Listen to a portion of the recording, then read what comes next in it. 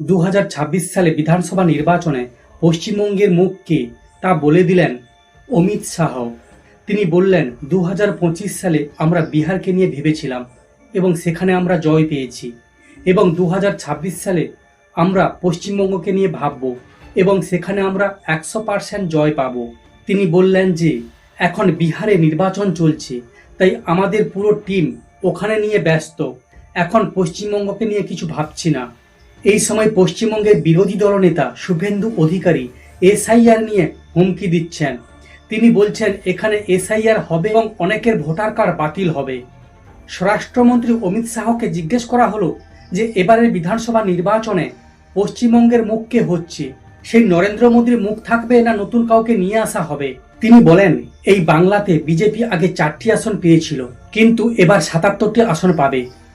যেখানে কংগ্রেস 0 এবং যেখানে সিপিএম রাজত্ব করত তারাও পেয়েছে 0। কিন্তু এরই মধ্যে পশ্চিমবঙ্গের টিএমসি নেতা অভিষেক ব্যানার্জি বলেছেন এসআইআর হচ্ছে ভালো, কিন্তু যেন কোনো বৈধ ভোটারের নাম বাদ না যায়। যদি বৈধ ভোটারের নাম বাদ যায় তাহলে বাংলায় এক নতুন খেলা হবে। সঙ্গে শুভেন্দু অধিকারীও অবৈধ ভোটার নিয়ে আক্রমণ সানিয়েছেন। নন্দীগ্রাম থেকে অভিষেক ব্যানার্জির কাছে গত 7 দিন ধরে বারবার ফোন যাচ্ছে। কি এমন হলো যে এত ফোন যাচ্ছে অভিষেক ব্যানার্জির কাছে?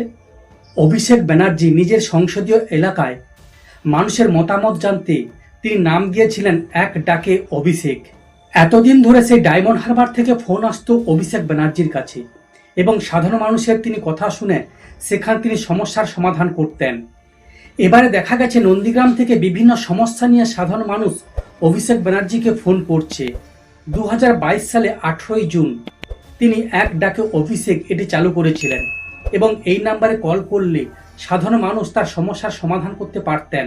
কিন্তু গত কয়েকদিন ধরে পূর্ব মেদিনীপুরের নন্দীগ্রাম থেকে বারবার ফোন আসছে অভিষেক ব্যানার্জির ওই নম্বরে।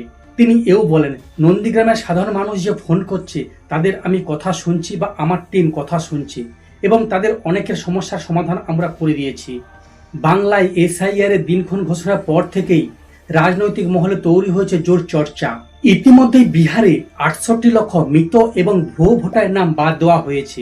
এবার সেই পদক্ষেপ নেওয়া হবে পশ্চিমবঙ্গে। আর পশ্চিমবঙ্গে এসআইআর ঘোষণার পর থেকেই এক ম্যাজিক জাল বা ইন্দ্রজাল তৈরি হয়েছে বলে বললেন বিজেপি নেতা তথা আইনজীবী তরুণজ্যোতি তেওয়ারি। তরুণজ্যোতি তেওয়ারি তার সোশ্যাল মিডিয়া হ্যান্ডেলে পোস্ট করেছেন যে সমস্ত মানুষ রিক্সা চালাতো, ঝাড় দিত, কারোর বাড়িতে কাজ করত বা বিভিন্ন রঙের চুল বা দাড়ি কালার করে বেড়াতো, তাদেরকে আর দেখা পাওয়া যাচ্ছে না।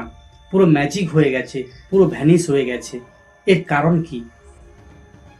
তিনি কোনো জাতির নাম তুলে বলেননি, কিন্তু বোঝা যাচ্ছে তিনি কি বলতে চেয়েছেন। তিনি বলেছেন এই ঘোষণার পর থেকে অনেক মানুষ ভয় পেয়ে পালিয়ে গেছে বাংলা থেকে। তিনি বলেন তৃণমূল কংগ্রেসের উচিত এই কর্মীদের খুঁজে বের করা, কারণ এই প্রশ্নের উত্তর এই হারিয়ে যাওয়া কর্মীরাই দিতে পারবে। রাজনৈতিক মহল মনে করছে পশ্চিমবঙ্গে যদি ভুয়ো ভোটার বা মৃত ভোটারের নাম বাদ যায় তাহলে এক নতুন সমীকরণ তৈরি হবে, যেখানে রাজ্যের প্রধানমন্ত্রী নরেন্দ্র মোদী বলেছিলেন ভারতবর্ষে এই অনুপ্রবেশের ফলে এক ডেমোগ্রাফির পরিবর্তন হয়ে গেছে, তাই অনুপ্রবেশকারীদের রুখতে গেলে এটির প্রয়োজন। সমস্ত খবর দেখতে এই চ্যানেলের সঙ্গে থাকুন। ধন্যবাদ।